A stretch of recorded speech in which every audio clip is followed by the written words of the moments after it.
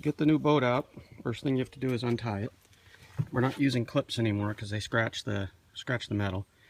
So we just use these ropes like this. They'll come right out like that. You put it back in, you just feed the loop through the opening in the cleat. And then you just put an end, part of the rope around each end of the cleat. Just like that, and that won't come off. So there's one here. And there's one at the back of the boat. We also got these fenders. There's two white fenders on here that'll keep it from hitting the dock. There's also things in the water to do that, but this is our last resort. So when you take the boat out, you can just leave those on. We don't have them tied on right now, but we're going to have a forward and a back line from that pole as well. That'll be pretty tight to cleats at the front and back, same spots.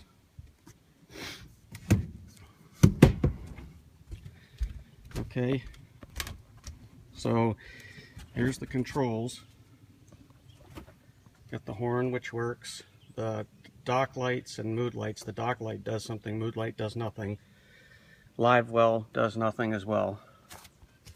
The first accessory button does nothing. The second light switch there is for the navigation and the anchor lights. And then this is the important one. This one turns on power to the radio and to the depth gauge. So you want to turn that on. Radio's here, you'll figure that all out on your own, I'm sure. And then the depth gauge fish finder is right there. This control doesn't have a release that we had on the other one. There's nothing there. You can just go into forward and go into reverse. You just bump it and it'll move. When you get out, when you get ready to go, you want to start the boat up. Well, first you want to lower the engine into the water. So we're going to hit the down button here until that blue metal, that flat metal plate, is level with the water. So I'm going to hit the down button, and then you can see the engine going down right about there. Just right about there is where you want it to be. We're out further, so it should be quite a bit deeper. I got the key in my pocket here. I'm going to do two things now. This part goes right here. That's a kill switch, so that snaps in. It won't start if that's not in. And then the key goes into the ignition, just like you would think. Same as the other boat, if it's in gear it won't start. It has to be in that middle neutral spot. I'll start it up. Just like any boat, you want to let it warm up for a minute in the mornings. And you know that you've got it. You know you've got it in the water deep enough when you see that water spraying out of the engine. That means that water's being pulled in to cool it, and then it's shooting out the hot water. And it's really important. If you don't have it deep enough, you won't see that, and that's really bad. You can see I'm standing back here now, and it's starting to get a little bit deep. So that reminds me that whenever you go in and out, you probably want to have most of the people move up kind of forward so that we don't have the engine sitting too low. Okay. Nice calm morning like this, I'm just going to go ahead and untie both of the connections here. If it's really windy and bad, this is a bigger boat, it doesn't handle as easy. I'd suggest that you have somebody get in the water with you to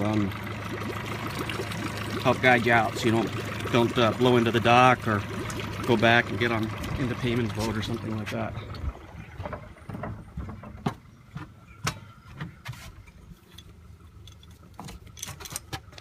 Okay, so now what I'm going to do is I'm going to just put it in reverse.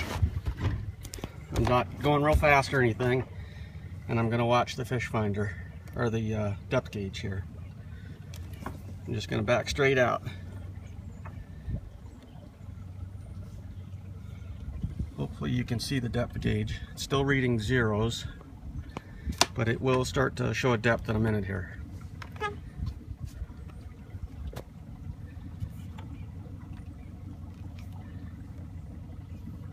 1.5 feet.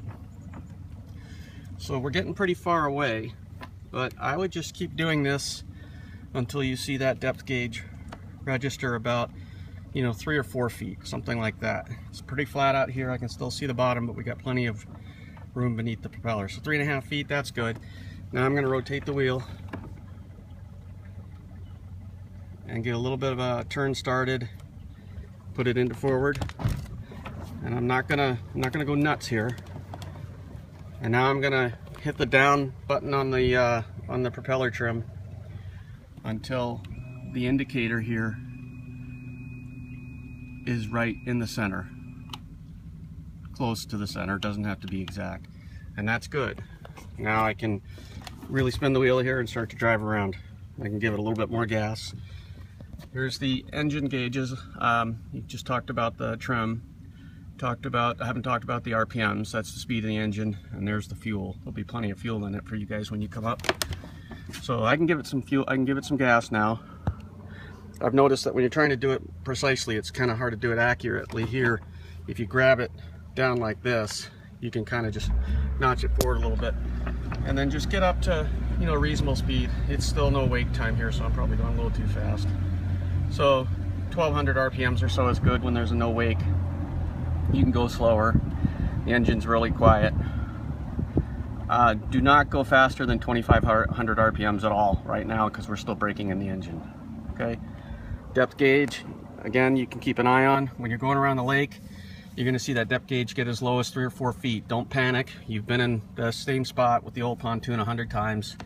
It's not going to be a problem. 3 or 4 feet's plenty deep. So don't get focused on that and get nervous. Just go the same places the same way that you did with the old boat, and you'll be fine. Okay, so going back in, when it's again nice and calm like this, it should be really pretty easy to drive straight in. If it's windy, again, I'd recommend that you put somebody in the water and shut off the engine completely before you get to the dock, and I would have them there ready to help you you know, pull the boat in by hand. So I'm going to turn around here and head towards the dock.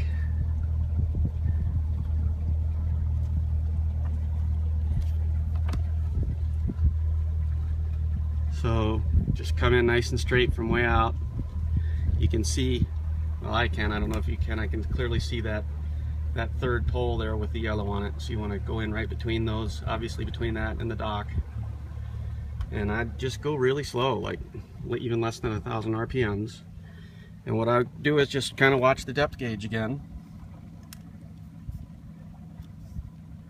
And when the depth gauge starts to get shallow, you know, real shallow, then I raise the engine up to that same point where we started, where that blue metal is flat with the water.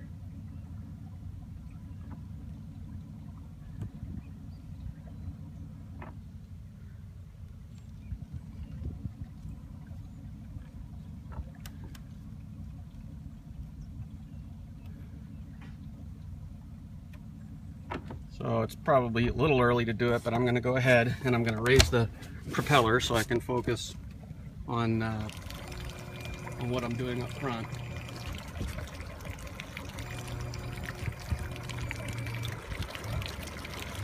So that blue metal, if you can see it, is just level with the water. And now I'm coming into the dock.